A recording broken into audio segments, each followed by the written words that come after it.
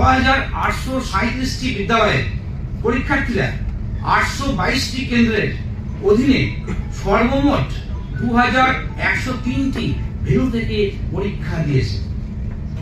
এবছর ছাত্রীর সংখ্যা ছাত্রের চেয়ে 66,386 জন বেশি।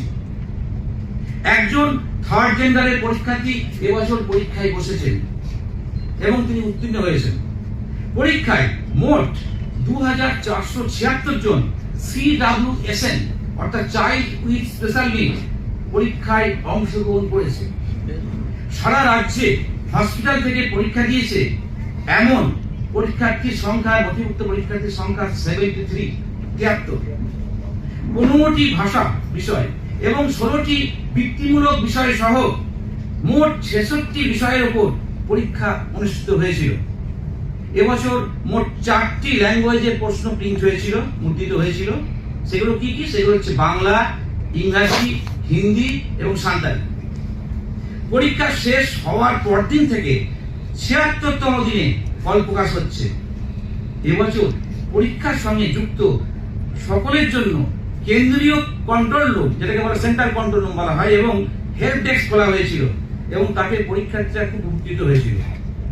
প্রতিটি পরীক্ষা ভেন্যুতে আমাদের মেটাল ডিটেক্টরের মাধ্যমে মোবাইল ফোন চেকিং সহ যে যে জিনিসগুলো নিয়ে যাওয়া বারণ করা ছিল সব সেগুলো পরীক্ষা করা হয়েছে এবং সিসিটিভি দিয়ে নজরদারি করার ব্যবস্থা অত্যন্ত ফলপ্রসূ হয়েছে। মোবাইল কক্ষে, আনন্দের কথা, মোবাইল কক্ষে কিন্তু পরীক্ষা কক্ষে মোবাইল নিয়ে যাওয়ার প্রবণতা কিন্তু কমে গেছে।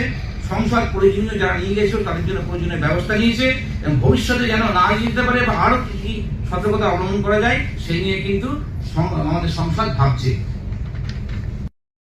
হাইয়েস্ট পার্সেন্টেজ পাস করেছে পূর্ব মেদিনীপুর জেলা 94.19%, 94.19%।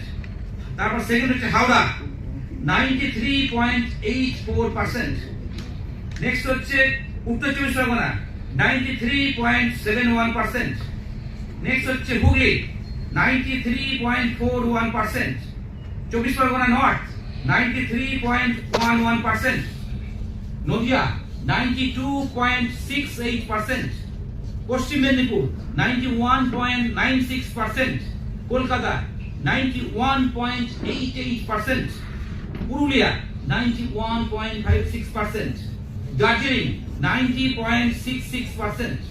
ঝাড়গ্রাম 90.66%। বীরভূম 90.19%।